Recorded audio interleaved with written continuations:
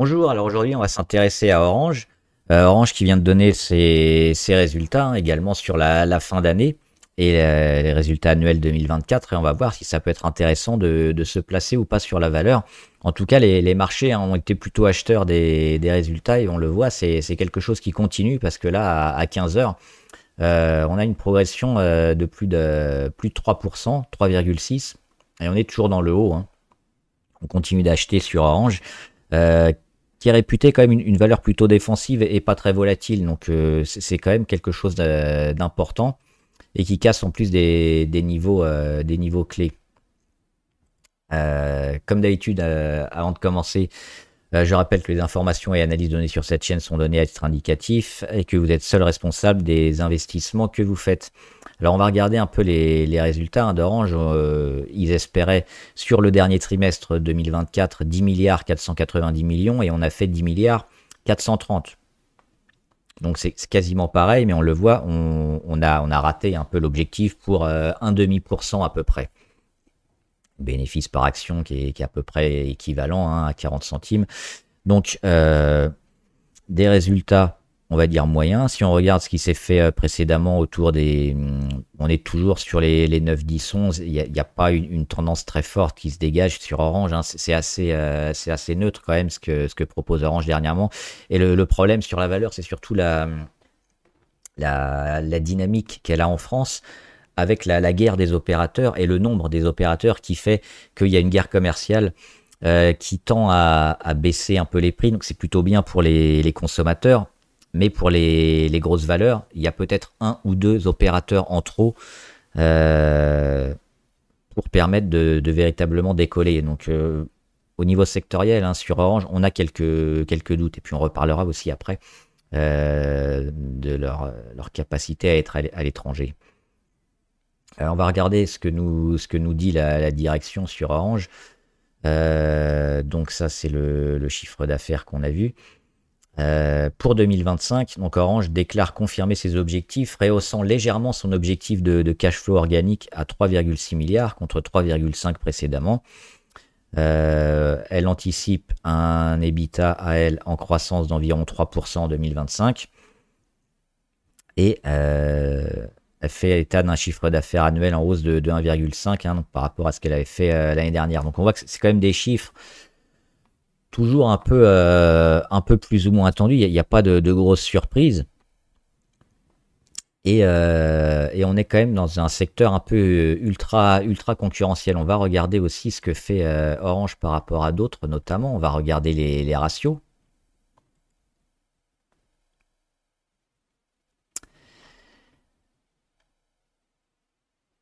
Donc on va regarder notamment le PER, hein, le Price Earning Ratio sur Orange pour comparer.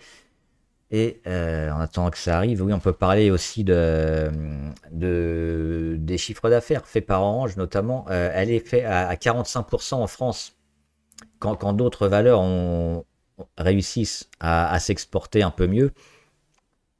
Orange, elle a un peu plus de mal parce que, alors, elle a une division aussi Afrique, hein, Afrique Moyen-Orient à environ 20%, mais c'est pas là où on va avoir les marges les plus intéressantes, notamment. Donc, elle est quand même et un peu moins de 17-19% en Europe. Donc on voit qu'on est à près de 50-60% quand même France-Europe. Elle est quand même pas extrêmement bien présente sur d'autres secteurs, comme par exemple les États-Unis ou l'Amérique du Nord. Et là, ça pourrait être peut-être plus intéressant. Il y a d'autres valeurs comme Deutsche Telekom notamment qui profitent de cette force, de cette résilience du marché américain et de cette croissance aussi du marché US notamment. On a les marges aussi. Alors, on est autour de 30%, hein, notamment sur Orange. Quand Deutsche Telekom, ils sont à près de 40%. Donc, il y a quand même un delta important.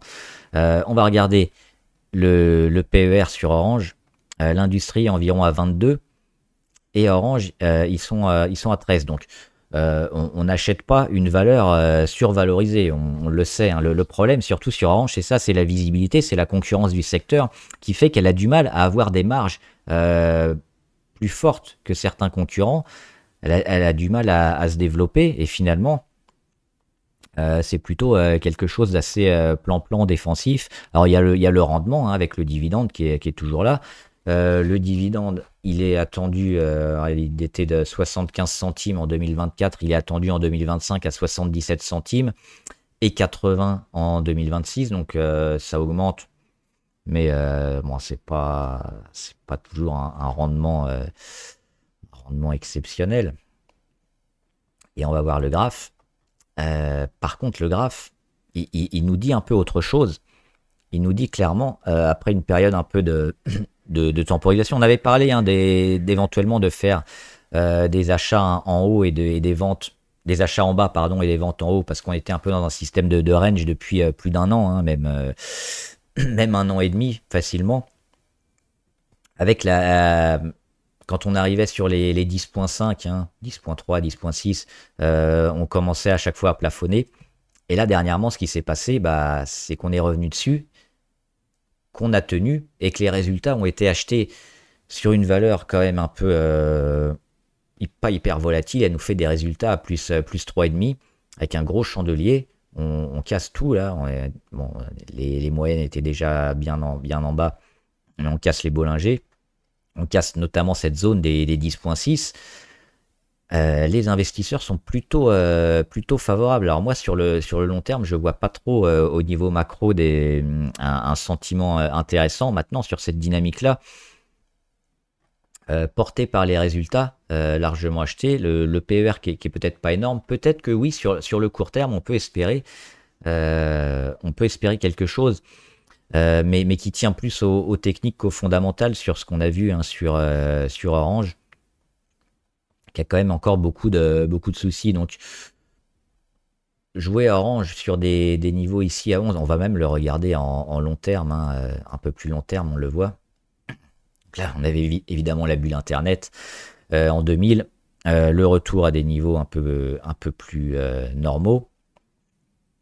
Ici, hein, sur les 5-6. Alors, il y a toujours le rendement qui est plutôt correct quand même sur Orange.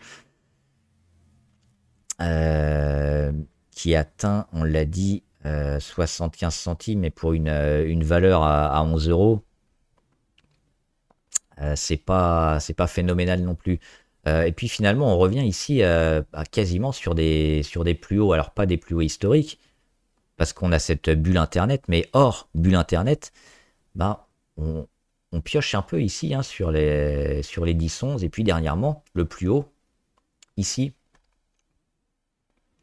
2019 il vient d'être battu aujourd'hui, donc tout ce qui s'est fait précédemment depuis l'après-bulle Internet, on a réussi à le dépasser aujourd'hui. Donc deux choses, est-ce qu'on est peut-être survalorisé par rapport à un secteur ultra concurrentiel où Orange a du mal à marger autant que ses concurrents et à gagner des parts d'abonnés. Alors c'est encore l'opérateur numéro 1 en France, mais elle a du mal à augmenter notamment hein, sa part de marché et puis surtout ses marges. Ou on a peut-être ici on le voit, c'était cette zone-là hein, qui était cassée.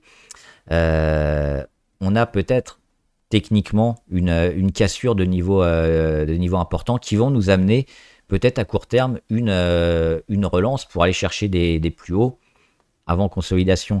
Moi, j'opterais plutôt pour ça, c'est-à-dire si on veut jouer Orange, je jouerais peut-être juste la tendance un peu court terme d'achat et j'éviterais de me placer ici sur les 11 pour jouer le long terme éventuellement. Parce que j'ai pas trop de catalyseurs qui me viennent à l'esprit. Maintenant, techniquement, oui, on avait les achats éventuellement ici sur support sur les 10.6. On a le dividende qui va arriver en mai, mais on a quand même quelques doutes sur la stratégie un peu d'Orange. Mais les investisseurs ont l'air d'être quand même plutôt favorables. À voir si ça va se continuer dans le temps. Ce qu'il faudra voir, c'est ce soir, hein, notamment les volumes. Est-ce qu'on fait vraiment des volumes super importants? On aura toujours des volumes importants par rapport au précédent parce que c'est sur résultat.